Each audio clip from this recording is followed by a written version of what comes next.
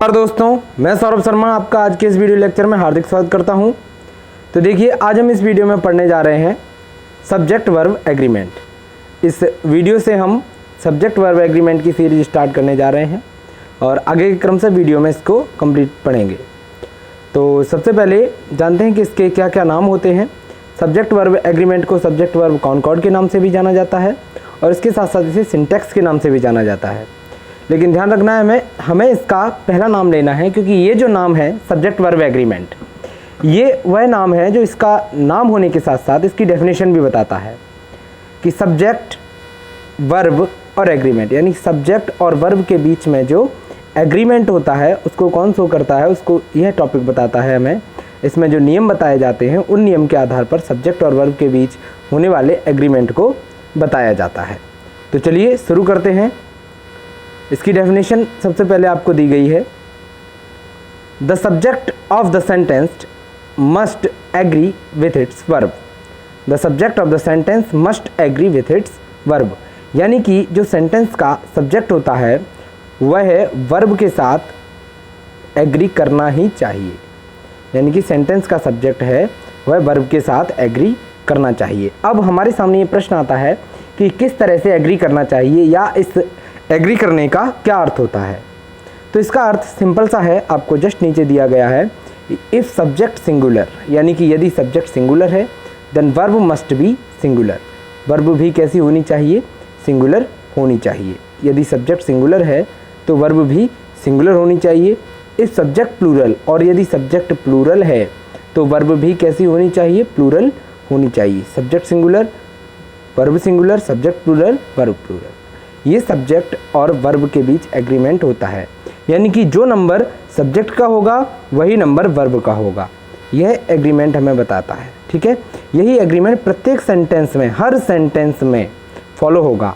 कोई भी सेंटेंस होगा, यदि इसमें सब्जेक्ट सिंगुलर है तो उसके साथ वर्ब सिंगुलर होगी, तभी वो सेंटेंस ग्रामेटिकली रूप से सही माना जाएगा, अन्यथा वो गलत माना जाएगा। अगर वर्ब प्लूरल है तो सब्जेक्ट भी प्लूरल होगा, सब्जेक्ट प्लूरल है तो वर्ब भी प्लूरल होगी। ये आपका चलता है। ठीक है, तो इसी नियम के आधार पर आगे जितने भी नियम आएंगे वो इसी को फॉलो करते हुए आएंगे। हमें सिर्फ यही याद रखना है कि सब्जेक्ट सिंगुलर है तो वर्ब सिंगुलर होगी, प्लूरल नहीं हो सकती है। और अगर सब्जेक्ट प्लूरल है तो वर्ब भी प्लूरल होगी, वो सिंगुलर नहीं हो सकती है। ओके, तो चलिए आगे बढ़ते हैं, देखते हैं इसको। पहले आपको एक नियम जानना है कि यदि किसी नाउन में एस या ईएस को जोड़ देते हैं तो वह प्लूरल नाउन बन जाता है। यदि किसी नाउन में एस या ईएस को जोड़ दिया जाए तो वह प्लूरल नाउन बन जाता है। जैसे कि एग्जांपल आपको नीचे दिए गए हैं, बुक, और बुक में एस जोड़ दिया तो बुक्स हो गया, ये प्लूरल हो गया। बुक सिंगुलर है, बुक्स प्लूरल है। ठीक है, यह हमें याद रखना है। इसके साथ साथ बॉल में ऐसे ईएस जोड़ दिया, बॉल्स प्लूरल कर दिया। यानी कि किसी भी नाउन में अगर ऐसे ईएस जोड़ा जाता है तो वह प्लूरल हो जाता है। इससे क्या है? इससे हमें यह पता चल रहा है कि जो नाउन्स होती हैं वो ऑलरेडी सिंगुलर होती हैं। नाउन्स अपने शुरुआती फॉर्म में या मूल रूप में क्या होती हैं? सिंगुलर होती हैं। एस या ईएस जोड़ करके उनको प्लूरल बनाया जाता है।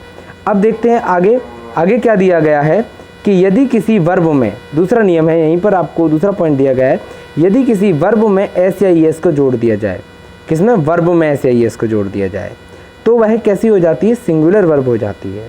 वर्ब में एस या ईएस को जोड़ देने पर वह सिंगुलर हो जाती है। जैसे कि गो है, आपकी मूल रूप से वर्ब क्या होती है? गो होती है, ईट होती है, से होती है। ये आपके 3 एग्जाम्पल दिए गए हैं, गो, ईट और से।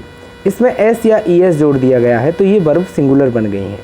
इससे क्या पता चल रहा है हमें कि जो वर्ब्स होती हैं वह मूल रूप से कैसी होती हैं? प्लूरल होती हैं, और उनमें एस या ईएस जोड़ देने पर वह सिंगुलर बन जाती हैं। इनमें जस्ट उल्टा चलता है वर्ब के नाउन के। यानी कि नाउन में ऐसे ये जोड़ने पर नाउन प्लूरल बनते हैं, वर्ब में ऐसे ये जोड़ने पर वर्ब सिंगुलर बनते हैं। तो चलिए अब इसको आगे देखते हैं। आपको एग्जांपल दिया गया है। अब अपना एग्जांपल ये किसका दिया गया है? सब्जेक्ट वर्ब एग्रीमेंट का दिया गया है।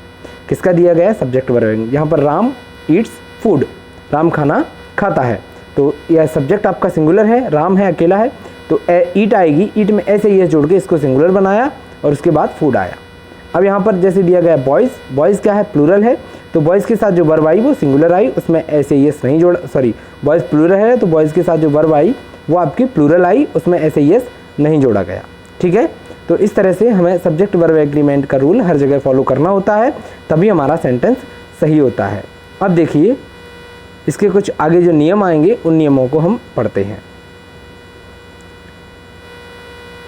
जब दो या दो से अधिक सिंगुलर सब्जेक्ट एंड से जुड़े हों तब प्लूरल वर्ब का प्रयोग होता है। क्या है?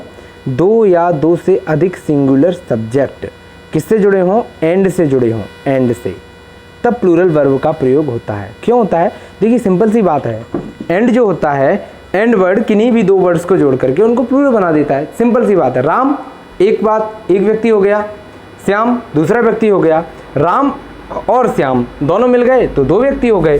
तो हमें सीधा सा पता चलना है कि कोई भी नाउन, सिंगुलर सब्जेक्ट या सिंगुलर नाउन, वो एंड से जोड़े जाएंगे तो कैसा? प्लूरल बन जाएंगे। तो उनके साथ वर्ब भी कैसी लगेगी? प्लूरल लगेगी। ये हमारे सामने बट नेचुरल है, इसमें ज़्यादा कुछ समझने की आवश्यकता नहीं है। एग्जाम्पल दिए गए हैं, Tom and Mary are now ready. Tom और मैरी हैं जो वह रेडी हैं या तैयार हैं। उसके अलावा राइस, व्हीट एंड पल्स, ये राइस व्हीट, ये तीन यहाँ पर सब्जेक्ट जोड़ दिए गए हैं। दो को कॉमा के साथ लिखा गया है, एक को जोड़ दिया गया है उसके साथ में। तो राइस व्हीट यानी कि चावल, गेहूँ और दालें वर अवेलेबल देयर, वो वहाँ पर अवेलेबल थी या उपलब्ध थी। तो चलिए इस तरह से हमने ये समझ लिया कि एंड से जुड़ने पर प्लूरल बन जाते हैं दो सिंगुलर सब्जेक्ट। अब है आपके सामने दूसरा इसी एंड का रूल, उसमें थोड़ा सा उल्टा हो जाता है। यदि एंड से जुड़े सिंगुलर नाउन्स से एक ही वस्तु या एक ही भाव का बोध हो, किसका? सिंगुलर नाउन तो जुड़े हैं एंड से, लेकिन उनसे एक ही वस्तु या एक ही भाव का बोध हो रहा है, तो वहाँ कंपाउंड सिंगुलर सब्जेक्ट ही समझा जाता है। उनको क्या समझा जाएगा? कंपाउंडली, यानी कि दोनों को जोड़ करके सिंगुलर सब्जेक्ट समझा जाएगा और इसके कारण से उनके साथ सिंगुलर वर्ब का प्रयोग होगा। तदनुसार उसके लिए सिंगुलर वर्ब का प्रयोग किया जाता है। आपको ज़रूरत लगे उस समय आप स्क्रीनशॉट ले सकते हैं, जिस चीज़ का आपको समझना हो या अपने नोट्स के रूप में रखना हो उसको, तो आप इसका स्क्रीनशॉट ले सकते हैं। देखिए कौन कौन से वर्ड्स दिए गए हैं आपके सामने।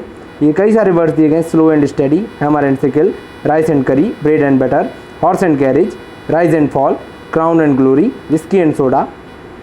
इसके अलावा the tumult and shouting, screaming and shouting, age and experience. देखिए इन ये जो वर्ड्स हैं ये जुड़े तो ये एंड से हैं, लेकिन इनसे एक ही भाव का बोध होगा। किस तरह से? क्राउन एंड ग्लोरी, मान सम्मान, ठीक है।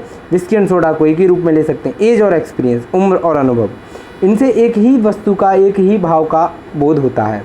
जैसे घोड़ा गाड़ी को अपन एक सिंगुलर, कंपाउंड सिंगुलर के रूप में लेते हैं, यानी कि दोनों को एक साथ जोड़ के देखते हैं, तो उनके साथ में सिंगुलर वर्ब का ही प्रयोग होगा। एग्जाम्पल किस तरह से देखते हैं, ट्रूथ एंड ऑनेस्टी और दिया है इसके साथ साथ। एग्जाम्पल है आपको, slow and steady wins the race. Slow and steady यानी कि कछुआ और खरगोश वाली आपने कहानी सुनी होगी, धीमे चलता है पर लगातार चलता है तो वह रेस जीतता है। Slow and steady wins the race, इसमें ऐसा आया है यानी कि सिंगुलर वर्ब का प्रयोग किया गया। आपको पता है वर्ब के साथ सिंगुलर जुड़ने पर वर्ब के साथ ऐसे ये जुड़ने पर वर्ब सिंगुलर बन जाती है। उसके अलावा यहाँ पर दिया हैमर एंड सिकल, हथौड़ा और कील, वाज देयर, हथौड़ा और कील वहाँ पर थे, ठीक है। Bread and butter is cheap food, horse and carriage is ready for us. तो इस तरह से हम देख सकते हैं कि इन सब को क्या किया गया है, इन सब को सिंगुलर रूप में ही लिया गया है और सिंगुलर रूप में लेकर के इनके साथ सिंगुलर वर्ब का ही प्रयोग किया गया है। कौन सी वर्ब का प्रयोग किया गया है? इसमें विंस लगाया गया, ये सिंगुलर बना दी गई है। इसमें वाज है, इसमें एज है, इसमें एज है। इसके अलावा बाकी और भी जितने एग्जाम्पल वहाँ पर आपको दिए गए थे उनके सबके साथ में सिंगुलर वर्ब का ही प्रयोग किया जाएगा, ठीक है। ट्रुथ एंड ऑनेस्टी और ये सब आप अगर आप चाहें तो इनको मैं धीरे धीरे स्लाइड कर रहा हूँ, आप इनका स्क्रीनशॉट ले सकते हैं, इन वर्ड्स को लिख सकते हैं। कि इसके अलावा और भी कई सारे वर्ड्स होते हैं जिनको बस आपको ये याद रखना है कि उनसे एक ही भाव या एक ही वस्तु का बोध होना चाहिए, तभी उनको कंपाउंड सब्जेक्ट सिंगुलर ही समझा, वो पूरा कंपाउंड सब्जेक्ट यानी कि उनका पूरा समूह उसको सिंगुलर ही समझा जाएगा। तो चलिए आज इस वीडियो में काफ़ी हो गया है। इसके बाद अगले नेक्स्ट वीडियो में, नेक्स्ट पार्ट में हम आगे के फॉर्मूलेज और आगे के रूल्स को पढ़ेंगे। तब तक आप लोग इसको नोट करिए और इसको पढ़िए, समझिए। आगे का अगले वीडियो में देखेंगे, तब तक के लिए थैंक यू वेरी मच।